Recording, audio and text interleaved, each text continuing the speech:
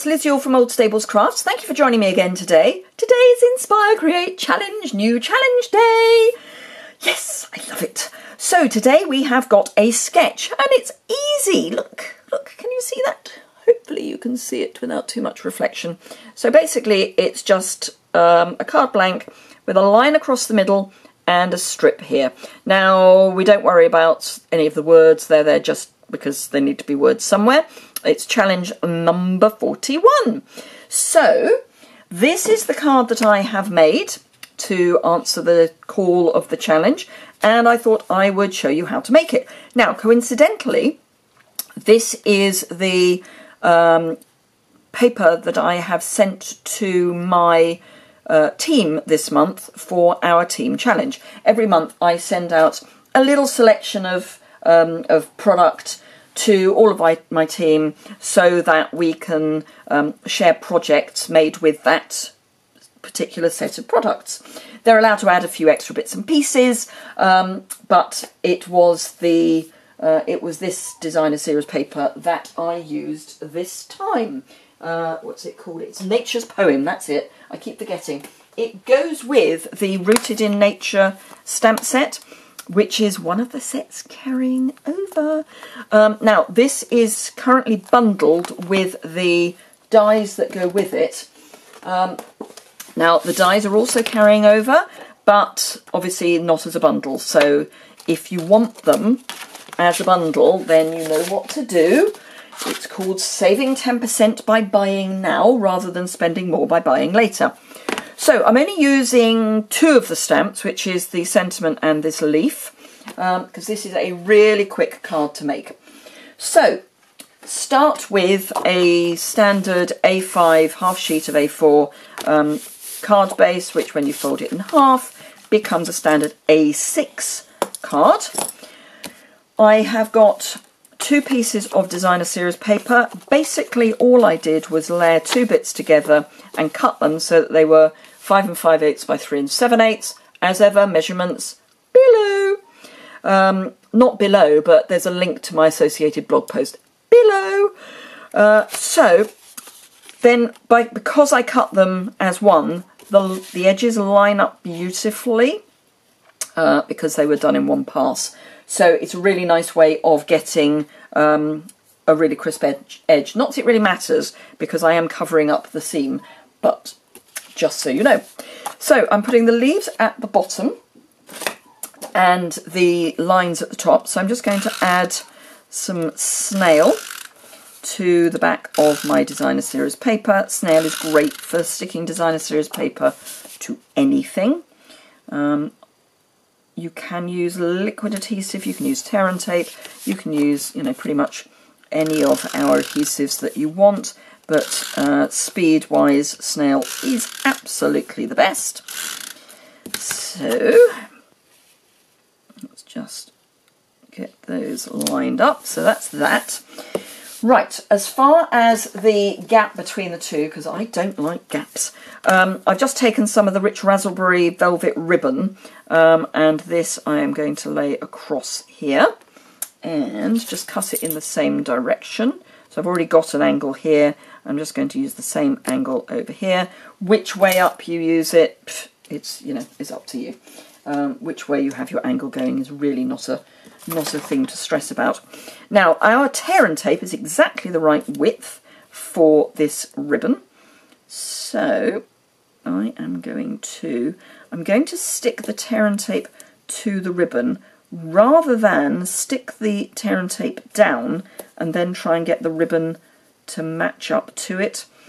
For me, this works more successfully, because like this you can wiggle the ribbon a bit more, but it's each to their own. If you find it easier to put the ribbon down and then pick up the then stick the ribbon to it, that's fine too. And then just peel the backing off and basically you've got a sticky ribbon, and then just pop that over the gap. Whenever I say things like over the gap, oops, no, that's fine. I think there's a station in London, bank station in London, that they have an announcer that says, "Mind the gap." And it just makes me laugh whenever I say gap. Anyway, so rich raspberry ink, and I'm taking the "You Are Wonderful" stamp, and I'm just going to stamp that at the bottom. Don't need the stamp anymore, don't need the ink pad anymore. I'm going to leave that to dry fully whilst I take a piece of mint macaron card. Don't worry about dimensions because, as I say, they are going to be on the post which is linked below. So mint macaron card, mint macaron ink, and the kind of sketched leaf. And all I'm going to do is just, ooh, apparently not very well, that's going to be the bits I'm going to cover up. Funny that. I'm just going to build up a pattern on the card. It doesn't have to be perfect, and all I would say is do make sure you go off the edge, because if you stamp over the edge, it looks as if it's actually meant. If you stamp so it's all in the middle, it looks like you were trying to do it and not quite getting there. It's one of those really odd things. So again, I'm going to use snail for speed. You could use liquid adhesive, but just for speed I'm using snail. And I've got a piece of Whisper White that is very fractionally, as in 1/8 of an inch, larger on all sides. Right, now I'm going to grab some dimensionals and just pop those in the corners, and then I'm also going to pop just one either side of the ribbon, because what I want is that. So I want the ribbon, the card supported, and happily where I went wrong, it's going to be covered up. So let's just take the backings off, and yes, I do have the line on the backing. If you watch one of my top tips a couple of weeks ago, if you draw lines across the back of your dimensionals, you can see which ones have got backs on and which ones haven't. It saves a lot of angst. And then just pop that down. Now this we are going to fussy cut. Yes, I did say fussy cut out. It's not difficult. And in fact yesterday I did, no I didn't, it's not yesterday, it's next week.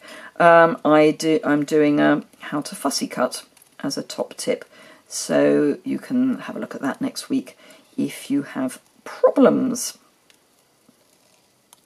No, because yesterday I did assuming, I film in advance, as you probably know, so assuming that everything has gone according to plan and the retirement list has been issued and we are allowed to share it, assuming all of that, yesterday I will have shown you what is and is not carrying over from the current annual catalogue. Otherwise, you will be seeing next week's top tip. Just saying. So if you see yesterday's top tip is how to do this, then that's why. So I will be having 2 blog posts prepared for tomorrow, just in case. Oh, that gave the game away, didn't it? So I'm filming this on Monday. So having just come back from on stage at the weekend, which was wonderful. So I already know what is and isn't carrying over at this point, but the list is not officially published until my time tonight. So there we go. Okay. See, it's not difficult, it's not tricky, and it's quite quick. So I am adding more dimensional to the back. I should probably only need that one. And then let's cut a dimensional in half, which I've managed to do without cutting my finger as well. Take that off. and pop that on top. And the reason I've done that is because this is already on dimensional, so if I add a dimensional to the back of this, then as this bit's going to be over the edge, I need 2 dimensionals there. So there we go, and then that is flat. Now you are going to need a large letter stamp if you're in the UK in order to post that. You know what? Sometimes it's worth it. Right, okay. The Share What You Love Artisan Pearls happen to come in rich raspberry as much as any other colour that's here.